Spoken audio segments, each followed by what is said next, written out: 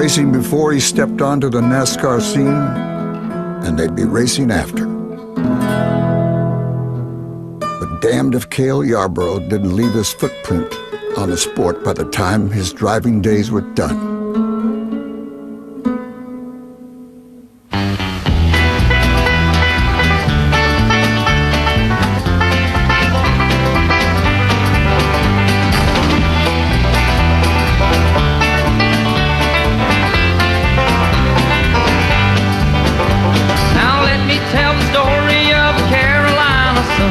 That's shining so much brighter than the rest. He had a hard road to hoe, had to let the people know that he could be the one they call the best. Now Cale was just a boy, his first time at Darlington, when he crawled through the fence to watch him run. That's when he knew his calling, when he made up his mind, long before the race was ever run. Oh, Cale Yarborough, that thunder road is calling, and you're the one they all want to see. And it don't matter anymore what you're running for, that thunder road is where you want to be. Oh, that thunder road is where you want to be. Yeah, that thunder road is where you want to be.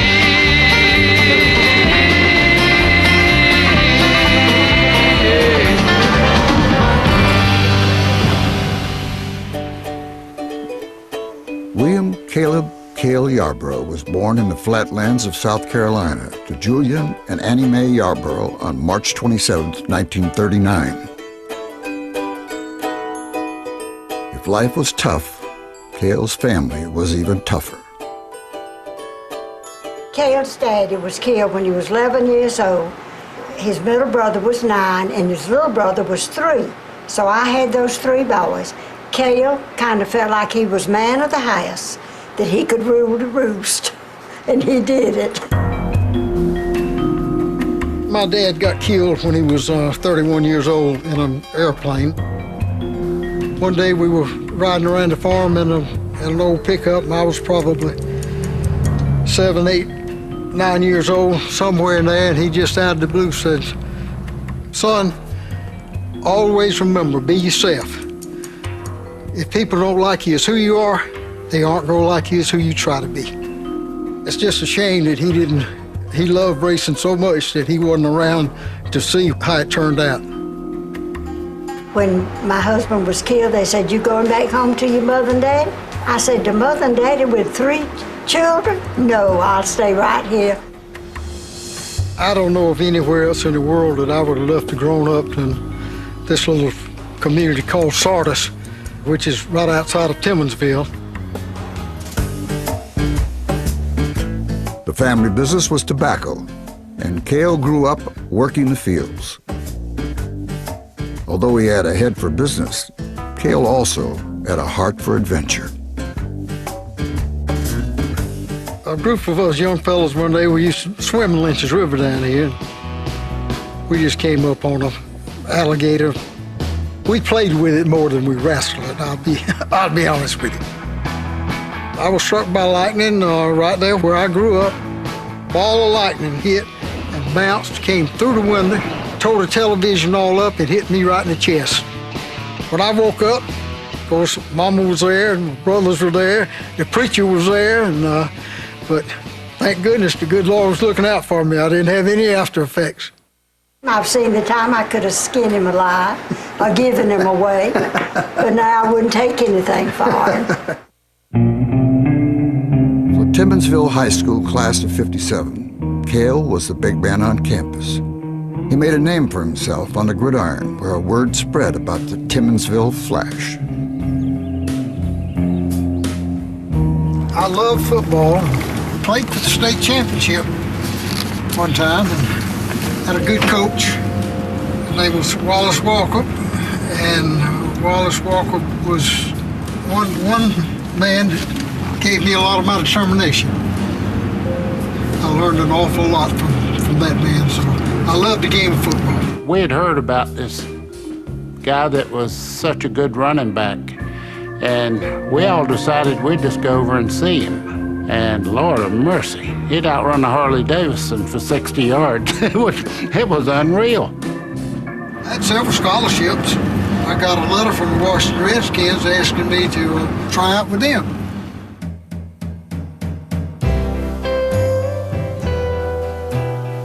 Like any young man, Cale's interests weren't restricted just to sports.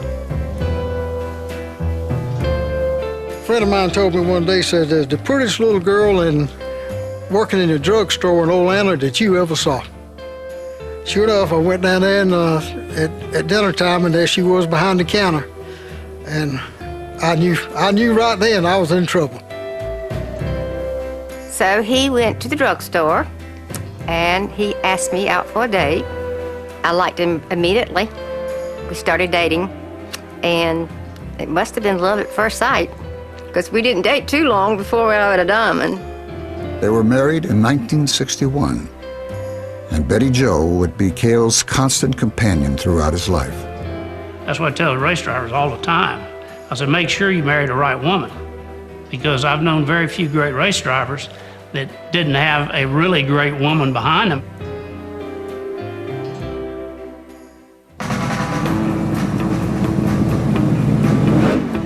In the late 1950s, cars were a way of life for any red-blooded American boy.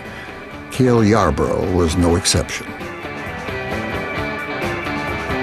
I'd drag my race cars to school sometime and work on them during recess.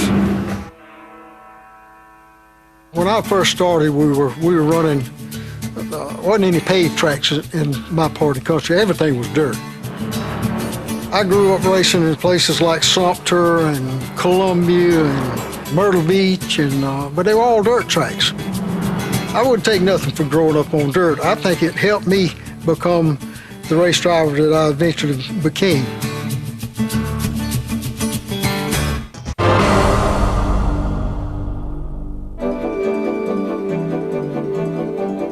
Cale was 11 years old when Darlington Raceway opened in 1950. He grew up just 20 minutes away, and the South Carolina track always remained close to his heart. First time I went, some friends of mine at school said they were going to the racetrack. I said, well, man, I sure would love to go too. But I didn't have any money. So when we got there, they bought the tickets. I just started walking along the edge of the fence. I happened to look down and see a place that was the fence wasn't quite all the way to the ground. I said, you know, if I catch everybody looking the other way, I believe I might can get under that fence. Sure enough, that's what happened. And I sneaked in under the fence. And that was my first encounter with the fence.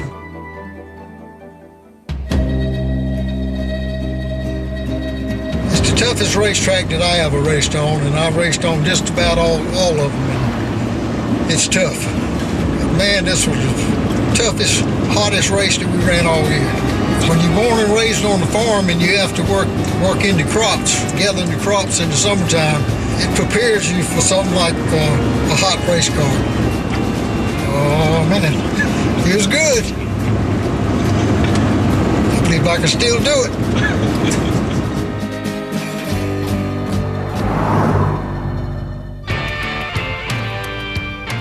On the local circuit, Cale quickly made a name for himself as a hard charger. After a series of rides, Cale had the good fortune to meet John Holman of Holman Moody fame. I talked to John Holman, and he said, Cale, let me tell you what you need to do. He said, you need to come up here and go to work here at Holman and Moody's, and if something comes up, which might, you'll be right here on the spot. So that's what I did. I moved to Charlotte. John gave me a job sweeping the floors, and that's what I did for a long time. He was so impressed with Cale that he gave him an opportunity to move to Charlotte. We did not even have a car when we moved to Charlotte. Mr. Holman gave us a car, and we had an apartment, I think Cale worked at the race shop there for $85 a week. You got a child coming? But the more I thought about it, I said, I know I can do this. I know I can do it. And I stuck at it. Cale's persistence would soon pay off. 1965 marked a turning point in his career. Cale ran 46 races, finished 10th in points, and got his first win. The first race he won, I think it was in Valdosta, Georgia. And after he won that, people started recognizing how, you know, he was a great person as well as a driver. Cale's next move was racing for Banjo Matthews. I think the move to Banjo Matthews was a real milestone move for him, though, because Banjo was so well thought of. Banjo helped me a lot. He gave me the first real good ride that I had, and it went from there. You have a lot of confidence? A real lot. Banjo Matthews, my chief mechanic, has really put a lot of work into the car. It's working beautiful, and everything's going to be just fine, I hope. How are you going to run the race? Same way I did at Daytona, all out.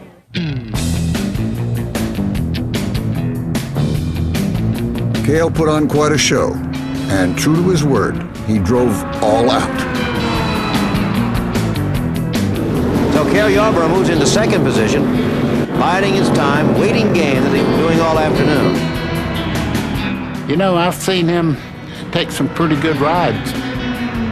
He's probably one of the few drivers that's ever been completely out of the joint. He and Junior Johnson. I guess me and him is the only two's won out of that racetrack. Looks like he's going to make his move now. Whoops, he's getting far enough up, and those boys are in trouble. Oh, Yarborough right out of the racetrack. And Cale went completely out. I said, well, you know, he probably hurt himself.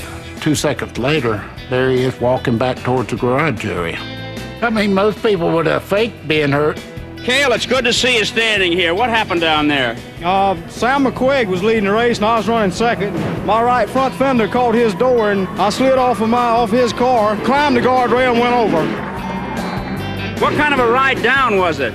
Well, it felt about like those astronauts been up in space 8 days. It felt about like 8 days I was up there, too. NASCAR had a new star. His name was Cale Yarborough.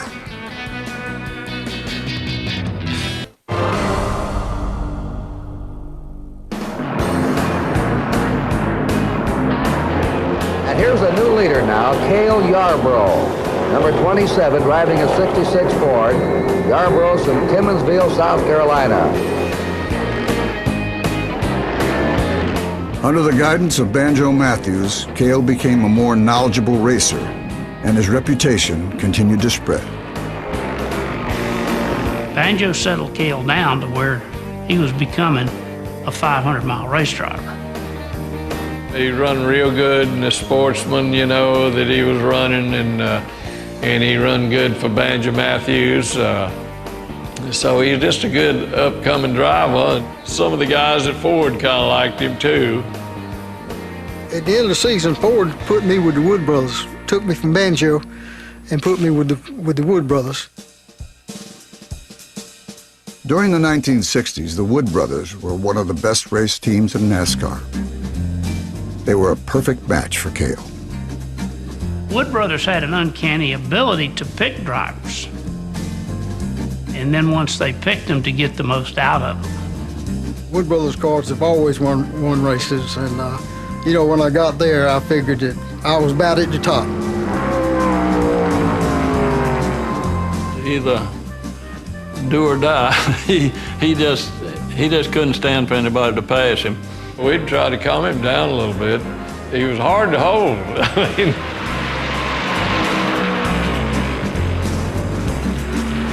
despite early setbacks, Cale won 2 super speedway races in 1967. First Atlanta, and then Daytona. This is a place where we do more drafting.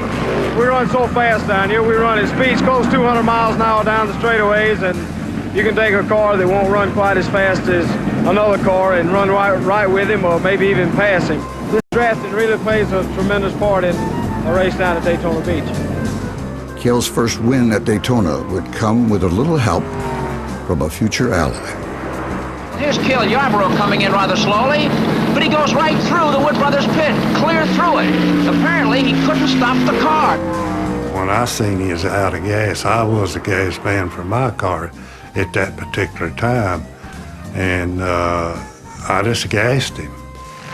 I'm a person that if I can't win myself, I like for one of my friends to win.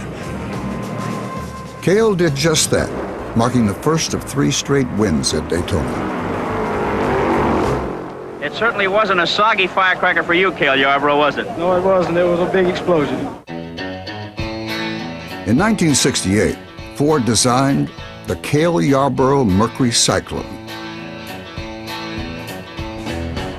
It was in this car that Cale and the Wood Brothers would have their greatest success.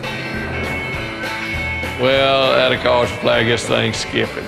And he comes in, and I crawl in the window to switch the ignition. He says, "Man," says, "you gotta fix this thing." He says, "It'll fly."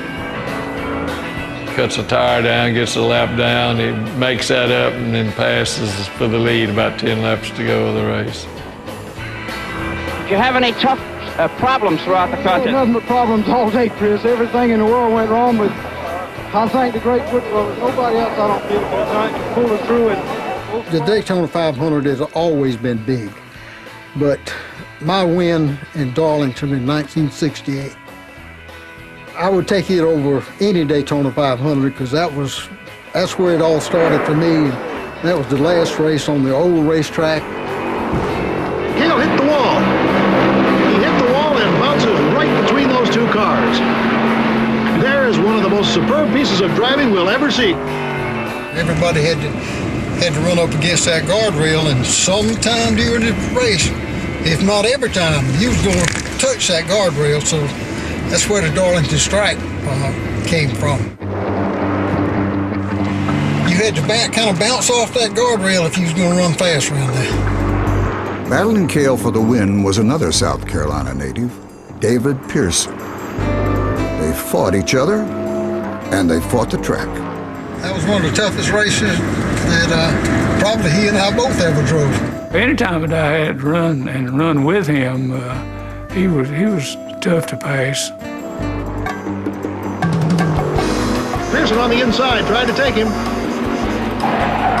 And they're absolutely right together, and Pearson bangs him into the wall again, and Pearson's in a spin. Cale gets through, and Pearson is down on the infield.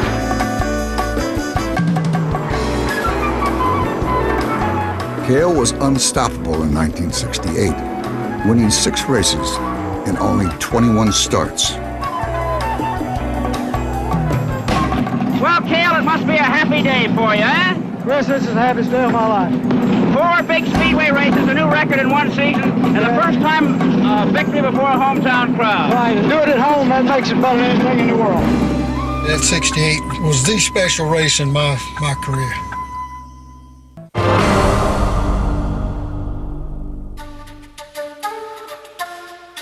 Throughout his career, Cale was renowned for his toughness.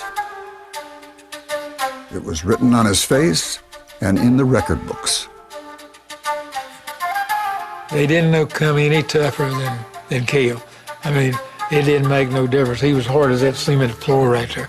He was a tough one. There ain't a tougher driver ever been on the racetrack than he is. There was nothing that scared Cale Yarborough. He was braver than Dick Tracy. We'd gone like 4 or 5 races in a row where we didn't see eye to eye, and so we got to Darlington, and I caught him going out the gate, and I said, we gotta stop this junk before somebody gets hurt. And he said, "Get your best hope, big boy." In Cale's 560 starts, he would never once need a relief driver. He did need one, but he wouldn't take it. We burned a rear end out. He come in down the pit road. He'd been smelling that oil, burn oil. Cale was vomiting out the window. They gave him oxygen and stuff. I forget who it was had fell out, and I had them standing by to get in the car. And when they let it down on the ground, Cale come back out and he said, "Ain't nobody gonna drive my car. I'm getting back in it." And he got back in and he finished the race too.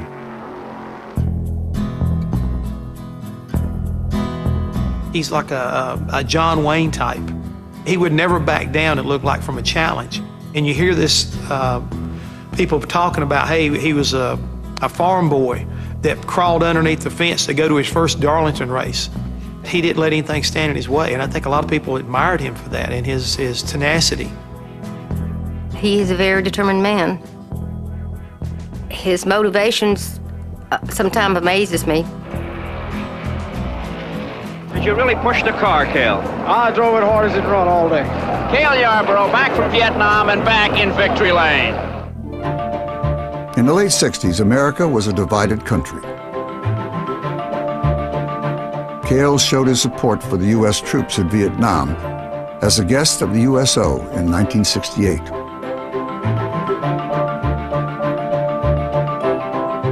I love this country, and I love my part of the country, and anything that I can do to help the United States, I'm all for it.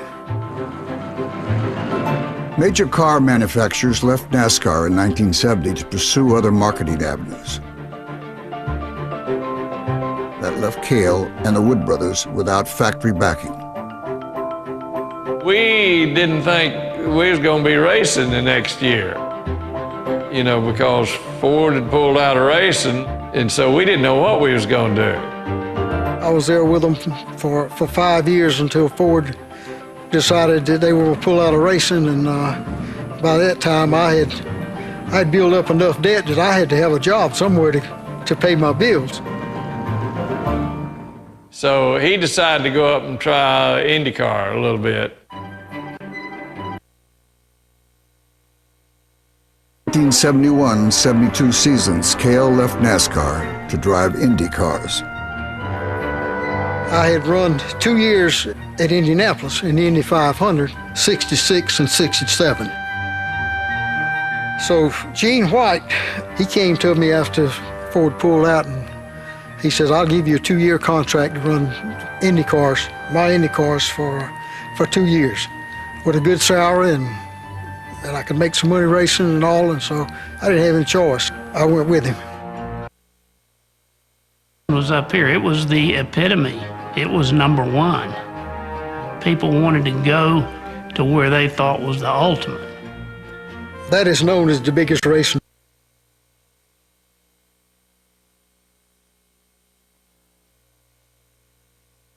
Waiting for them to say, "Driver, start your engine." My racing career started in a soapbox derby, and down a hill in Darlington, South Carolina. And I was sitting in that little Indy car, and all of a sudden, I was sitting in that soapbox derby car, looking down that hill, and I was looking down the straightaway at Indy, and it was just, it was just a thrill. I said, look where I started, and look what I'm fixing to do. The transition from stock cars to open-wheel racing proved difficult. Cale's best finish was 10th place in the 1972 Indianapolis 500. But they were little cars. They were probably something where you get out of the stock car and you get in the Indy car and you go, pretty much feel like King Kong, you know, because you had this little bitty thing that you could thrash around. Never had the equipment to win, even though it took 2 years away from my stock car career. I'm glad I did it. Cale was always one of those kind of mysterious type of drivers, and I always wondered if he would wind up being like another A.J. Foyt, because he just seemed like the man who could drive anything. When the contract was up, I wanted to come back to NASCAR, because NASCAR was where my heart was. I needed a ride, and Junior Johnson needed a driver.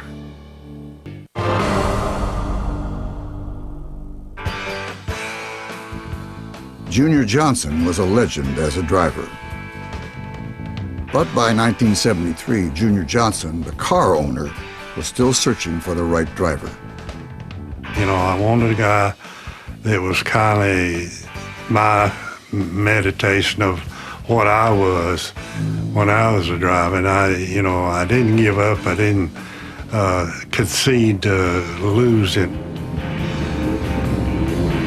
Junior was one of my heroes when he was driving race cars. He ran just as hard as he could run every lap, and that's the way I did my whole career. The last American hero, Junior Johnson. What kind of instruction did you give Cale Yarborough for the race? Go to the front. Success would not come quickly for Cale, Junior, or the number 11 team. Once you get a chance to see Cale evolve and win all the big races, and then it was time for him to take the next step, he had an opportunity to go to work for Junior Johnson. And to be perfectly honest, he tore up everything Junior had. And that was one of those concepts of, you run it as hard as you possibly can, which Cale was notorious for doing, and let us worry about how to fix the race car. It was just the car. You had to get the car underneath of it. And if you did, it didn't make no difference to him. He'd drive the far out of that thing. Chris, up a little bit. This is the real tricky part of the racetrack. Getting into number 4. Anybody's ever watched him drive a race car makes you think this car's got to be a handful, because all he did the whole time was he kept working the car, Cale could feel things, and I think that's the reason why he wasn't afraid to put a race car on his shoulders when it wasn't quite right. He could adjust. I always told the people, he drove harder down the straightaway than I drove in the corner. I mean, that's how hard he drove a race car. Then in 1976, everything clicked. Cale put together a banner year, scoring 9 wins and his first Cup championship. Cale and Junior were just hitting their stride. Junior and I kind of grew up in the rural South, because he was in the mountains and I was down here in the flatlands, but he and I thought a lot alike. I think they were basically looking at one another in the mirror. They were so much alike, their common interest away from the racetrack, but their common desire and what they wanted out of their race team. If this car here, number 11, can get to the starting line, not the finish line, if it can take the green flag to begin the race, then the man who drives it will be the champion of the year for the first time in his life. And that's Cale Yarborough. Stand right here. Cale, just got to get it to the green flag. Right. That's all we got to do, Jim. It's been a long, hard season. This is the race I've been looking for all year, the last one. And there's the jubilation in the Junior Johnson pit, because their man, Cale Yarborough, has won the year-long championship. Cale, you won the championship the way a champion should win it, and I want to congratulate you and wish you well next year. Thank you, Chris. We'll be back. Winning that first one and getting that behind you was probably the best one for me. A lot of happiness here in Victory Lane. It's always like that. In 1976 through 1978, Cale was nearly unbeatable, winning 28 races and becoming the first driver in NASCAR history to capture 3 straight Cup titles.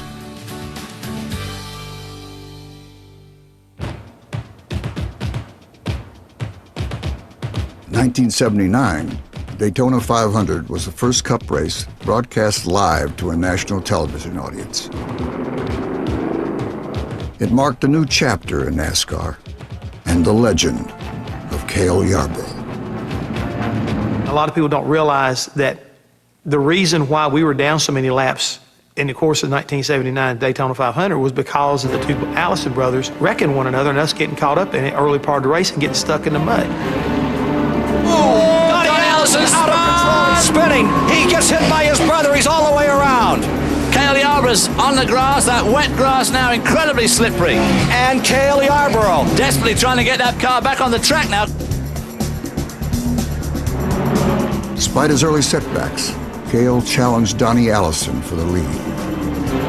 He would run him down, slingshot him down a backstretch to get a lap back. And he did that to Donnie all day long. I had made up 2 or 3 laps on Donnie.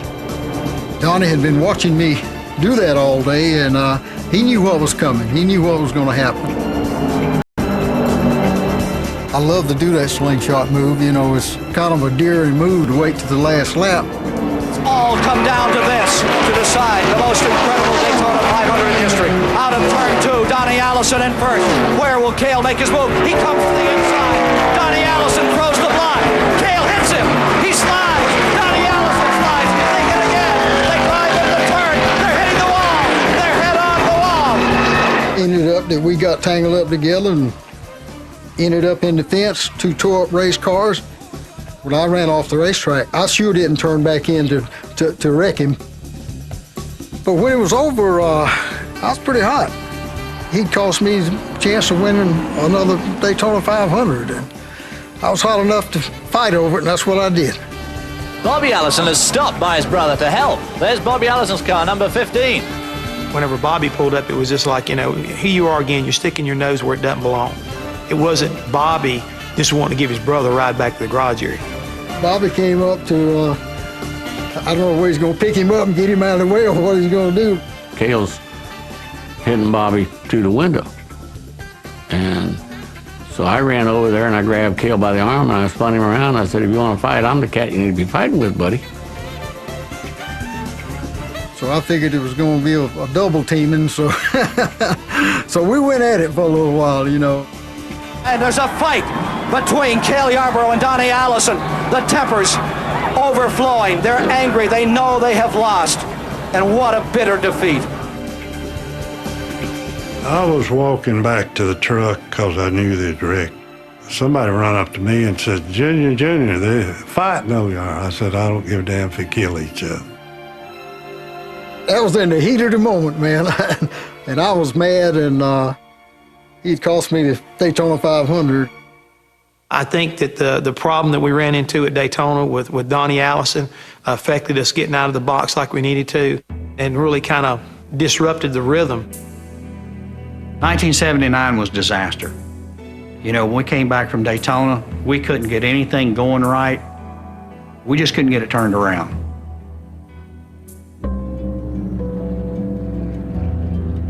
Near the end of the 1980 season, Cale made the decision to end his run with Junior Johnson Racing. Cale Yarborough, the number 11 car, in one of his final drives for the Junior Johnson team. Well, as he crawls out of that Chevrolet, he looks like he's tired, Cale. Well, I sure am, man. 500 miles is a long way here, but I just think I was a little bit burnt out from running all the races, but I could still do it. Well, I did. There's one thing I'll say about Junior Johnson. Junior does not take having someone leave him lightly. Well, you know, he does what he wanted to do, and I did what I wanted to do. If you're in racing and time comes for you to separate, you just go your way and let them go their way and go on down the road.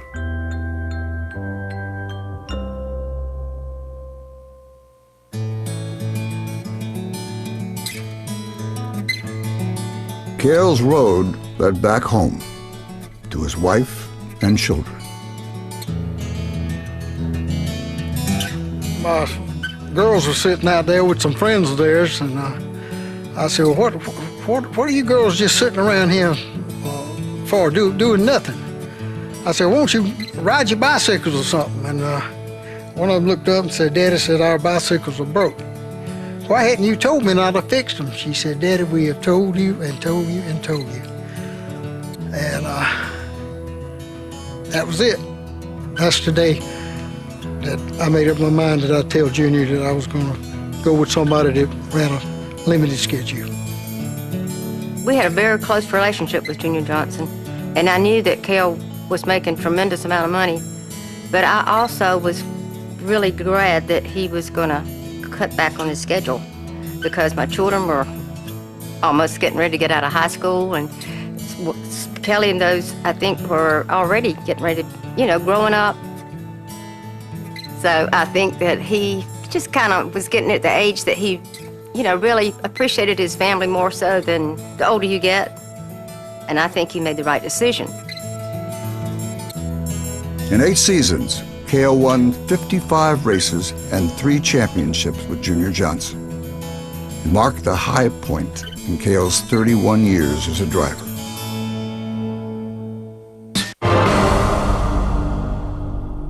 Kids, parents. With success comes fame.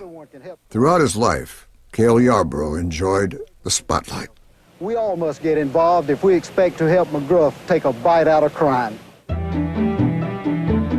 He mingled with presidents, TV stars, and musicians. He was even in a movie with me back in 1983 called Stroker Ace. I did a lot of things. I had a few parts in some movies. I did 2 of the Dukes of Hazzard shows, and that was just a lot of fun. They still run them on television today, so I wouldn't want to do that for a living, but I wouldn't take anything for the opportunity to have done some of that stuff. After racing for Junior, Cale drove in the number 27 Valvoline car for MC Anderson in 1981 and 1982. The final act of Cale's career came in the number 28 Hardee's car. Working with Waddell Wilson, Cale saved some of his best performances for last. The first time we got together was at Daytona, you know, in '83. When we go to qualify, we wanted to be the car to break 200 mile an hour at Daytona. The first lap was over 200 mile an hour. The second lap was faster, maybe too fast.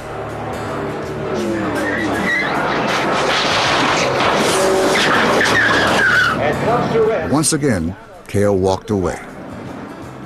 Going in, field care center, and he's sitting and doctors checking him over, top his uniform down. He looked up at me like a whip pup and said, "Well, you done everything right but one thing." I said, "Well, what was that?" He said, "You didn't put the controls in it so I could fly it."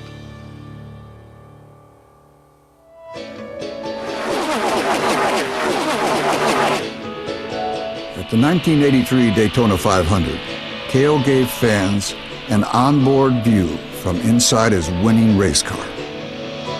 Cale Yarborough has just taken you for a ride into first place in the 25th annual Daytona 500. It was a good one. It was one of those, take the gloves off, Mama, this is going to be a tough one. White flag is out, last lap. Baker there on the point. He's got to be looking in that rear view mirror. Cale Yarborough has one thing on his mind right now, to take that shot. Getting by Cale on the last lap would have been just about as hard as trying to hold him off. I look back, it was too late to even try to block. Here comes Yarborough to the inside, identical to 1979. Baker gives him room, and going into first goes Cale Yarborough. Yarborough's taking the lead. 3 cars side by side fighting at the line. Cale Yarborough does it. What tremendous strategy, Cale, coming down that back straightaway. Well, I knew what I had to do, Ken, and it's like a checker game, you know, you put yourself in the right spot, you can win the game, and that's what happened. The accolades here in Victor Lane, that's his car owner, Harry Ranier, giving his congratulations.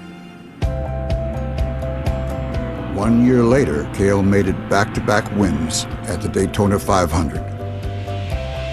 This time, Darrell Waltrip was the victim of the slingshot.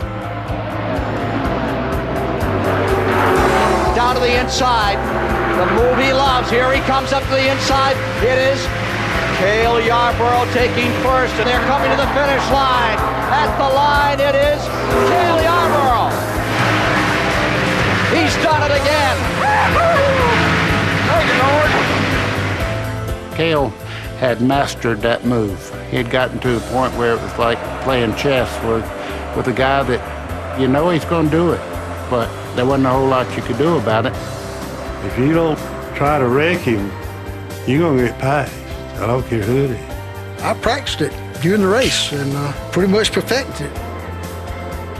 The slingshot was Cale's favorite move.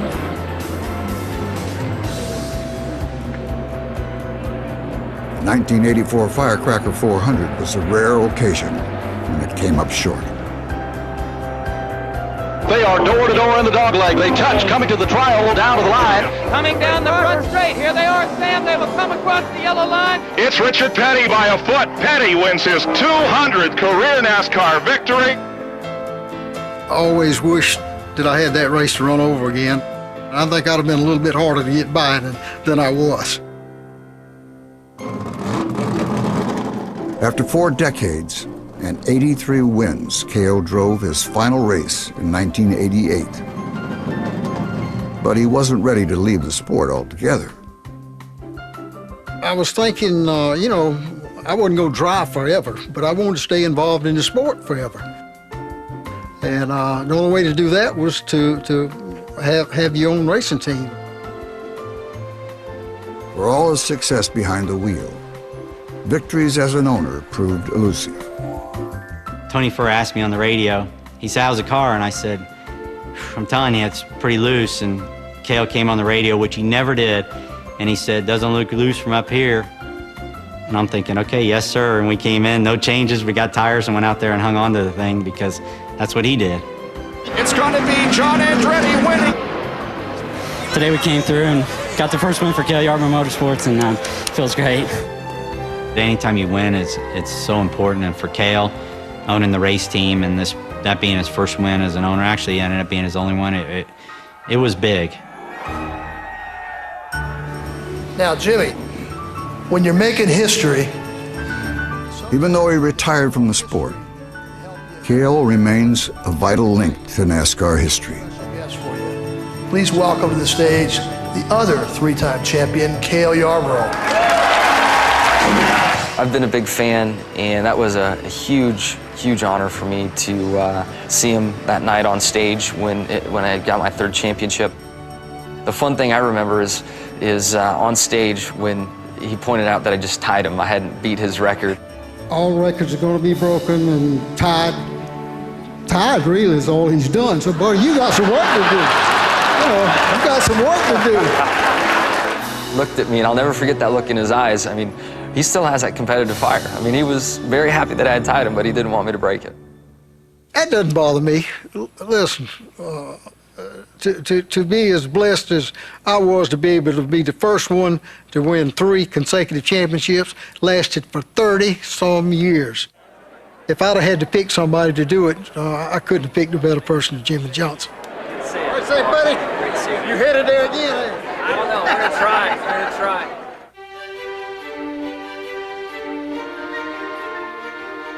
Cale's drive as a racer helped steer him towards becoming a successful businessman. All right.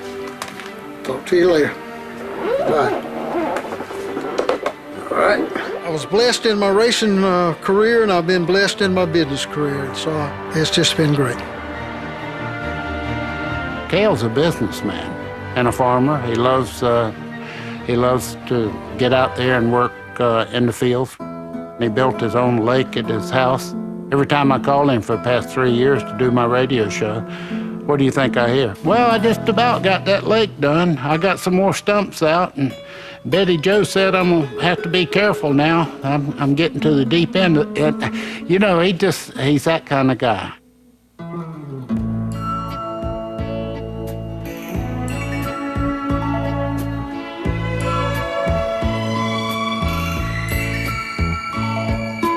Cale Yarborough was a self-made racing champion whose career was a hell of a lot like his life. Tough, determined, and always entertaining.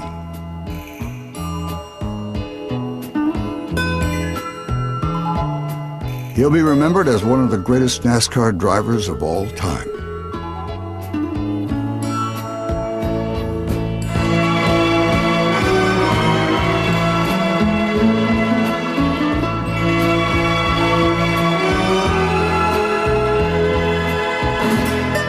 Cale spent his career scraping for every inch. So today, he can sit back and look at all the miles he's traveled.